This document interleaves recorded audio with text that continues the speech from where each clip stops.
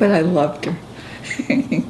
I remember one time, because my mother and father were working, and of course it was summertime, and I was taking care of her, and we were having an argument, and she picked up the coffee pot and she threw it at me.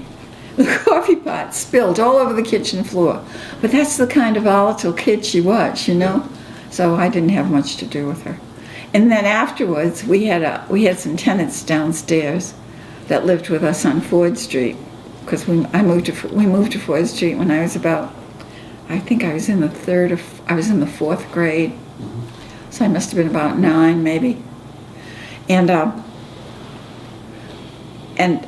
my mother enlisted the Rose and George to take care of Doris, which was nice, because Doris was little. And I thought you moved to Johnston for a while. Yeah, but that was just about 2 or 3 months, because Tony Mignonelli had talked my father into going in halves and buying a house. And what happened with that? It didn't work out. I don't really know what happened, but my mother and father moved out of Johnston quick. That's when I got to the Carnevale school. Remember I told you I lived at the Carnevale school? And Billy Newman gave me my first Valentine. You know, when he died, I told his daughter that story. Yeah. And it made her daughter feel. I said, I never told you this story, but I told the story about you in the 3rd grade with Billy Newman giving you a Valentine. Yeah. That was your first Valentine? Yes, it was. By Bill Newman. And I took care of Billy Newman until the day he died. I got to meet him, you know, because he was a friend of Eleanor's, Eleanor Galuppi. I never said anything to him. He wouldn't remember. I never said anything there that hit me there because you told me not to. Well, I did talk to his daughter after he had passed away. Yeah.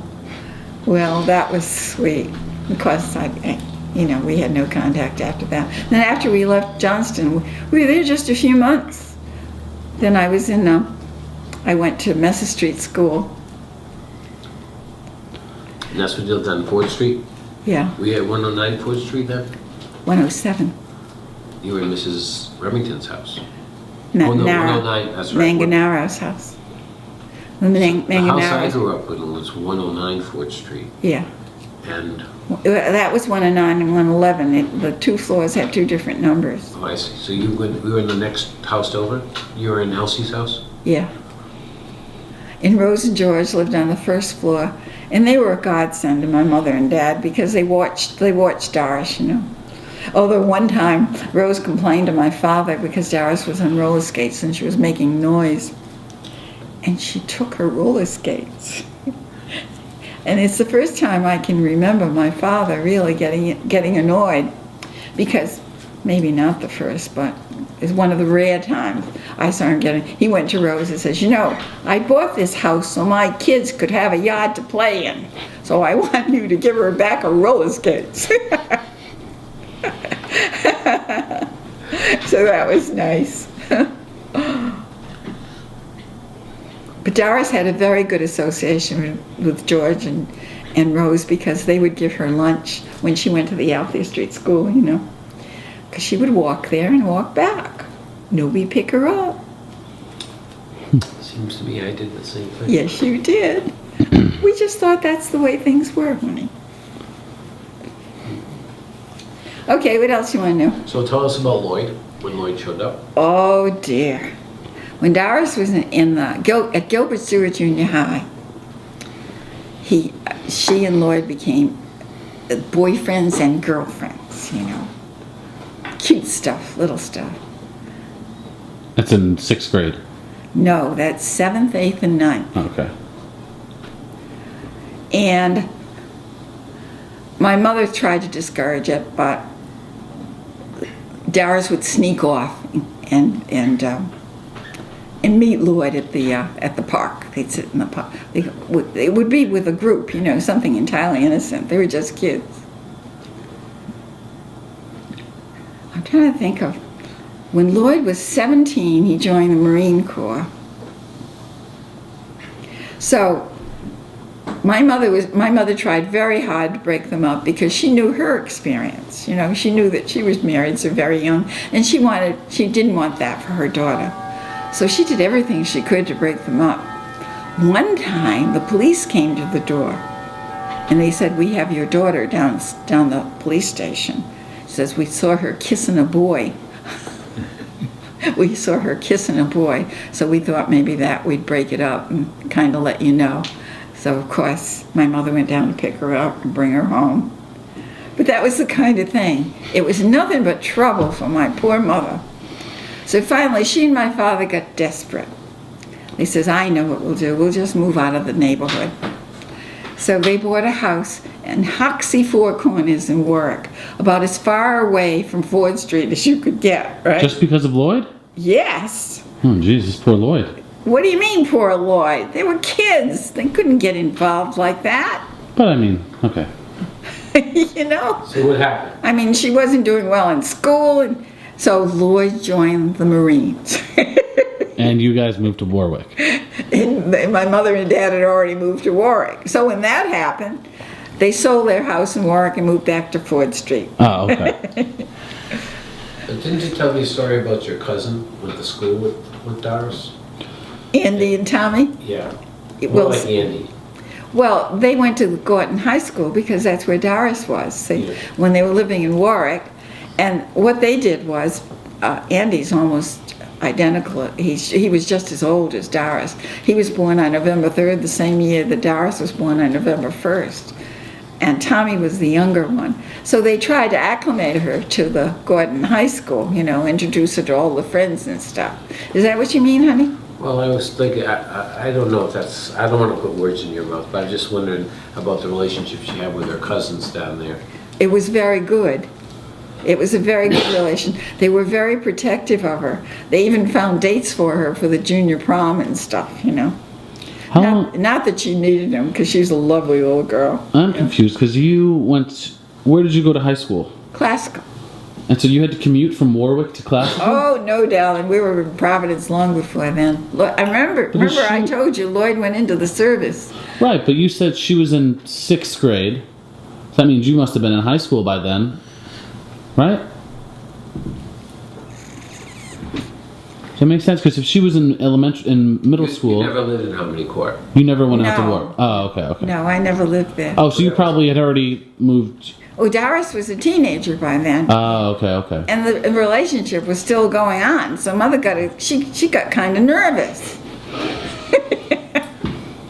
So they moved to Harmony Court. They That went- didn't work out, so he moved back to 4th Street. He still owned the house in 4th Street. That's where we were living then. Yeah. So, Tell us how you met, how you got involved with this guy. Well, we used to visit my Aunt Laudetha because she was my aunt. You know, on Christmas we used to visit. where's that? I used to love to go visit there because it was so different. I used to love to look out the window at the trains in the train yard, you know.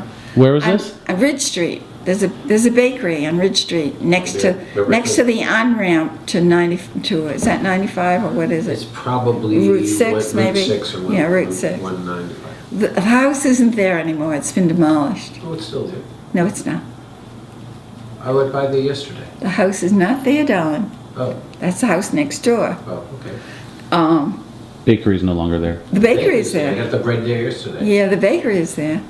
The Ridge Street house isn't there anymore. Okay. No. So tell us Oh. how you met Dad. And being the dutiful son that your daddy was, his mother said he had to visit his godmother every Christmas. So he did. He visited her and we happened to be there. So that was nice. That was the first time I met him. You knew his godmother? She was my aunt. Oh, I gotcha. So that was that. Then my grandmother and grandfather came from Italy. So Nanon being the way she was, her best friend's mother and father just came from the old country. So she enlisted, of course Daddy was her chauffeur. She enlisted Daddy to take her to visit on Ford Street. My cousin Johnny was there too. To go to visit on Ridge Street or 4th Street? Ford Street, because my mother and father had my grandmother and grandfather living with them. Okay. That was before they bought the house down the street because they needed another bedroom for my grandmother and grandfather. So, and your daddy came. And we had a nice chat, you know. And after that, I don't know what went through his head. He never told me. Okay. So when was this? What year was this, would you say? Were you done with Brian? What went through your Oh, head? no, I was at classic. Yes, I was at Bryant. Yes. What, Yes. you're I was saying at- you don't know what went through his head, but what went through your head after you saw him? Nothing. He was just nothing, you know. He was just a guy. Well, when you were in high school, The guys, there were dozens of guys, you you didn't know. know him then when you were in high school. No, I didn't know him when I was in high school. So who'd you go to your senior prom with? I didn't go to my senior prom. Who'd you go to the Christmas ball with? I didn't go, my cousin Johnny. Oh, safe bet. Yeah. Not only that, there was nobody I really liked, and the guy I really liked wouldn't want me to go with him. Who's the guy you really liked? Oh, wow. Uh-oh.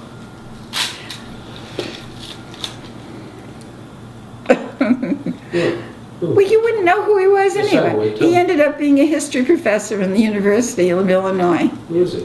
What's his name? Clifford Griffin. And he was at classical with you?